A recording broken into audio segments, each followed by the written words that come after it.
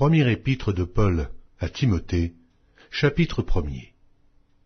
Paul, apôtre de Jésus-Christ, par ordre de Dieu notre Sauveur et de Jésus-Christ notre espérance. À Timothée, mon enfant légitime en la foi, que la grâce, la miséricorde et la paix te soient données de la part de Dieu le Père et de Jésus-Christ notre Seigneur.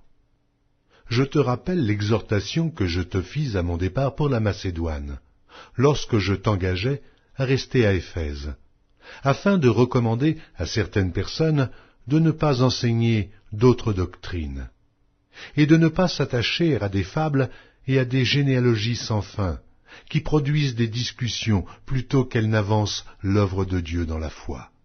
Le but du commandement, c'est une charité venant d'un cœur pur, d'une bonne conscience et d'une foi sincère.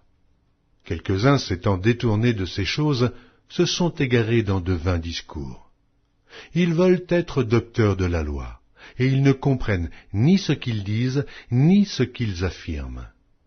Nous n'ignorons pas que la loi est bonne, pourvu qu'on en fasse un usage légitime, sachant bien que la loi n'est pas faite pour le juste, mais pour les méchants et les rebelles, les impies et les pécheurs, les irreligieux et les profanes, les parricides, les meurtriers, les impudiques, les infâmes, les voleurs d'hommes, les menteurs, les parjures, et tout ce qui est contraire à la sainte doctrine, conformément à l'évangile de la gloire du Dieu bienheureux, évangile qui m'a été confié.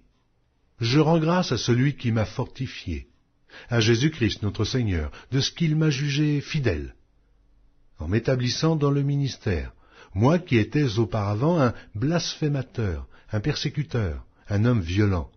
Mais j'ai obtenu miséricorde, parce que j'agissais par ignorance, dans l'incrédulité. Et la grâce de notre Seigneur a surabondé, avec la foi et la charité qui est en Jésus-Christ.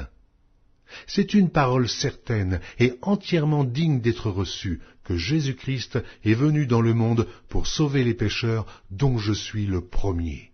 Mais j'ai obtenu miséricorde, afin que Jésus-Christ fit voir en moi le premier toute sa longanimité, pour que je servisse d'exemple à ceux qui croiraient en lui pour la vie éternelle. Au roi des siècles, immortel, invisible, seul Dieu, soit honneur et gloire au siècle des siècles. Amen.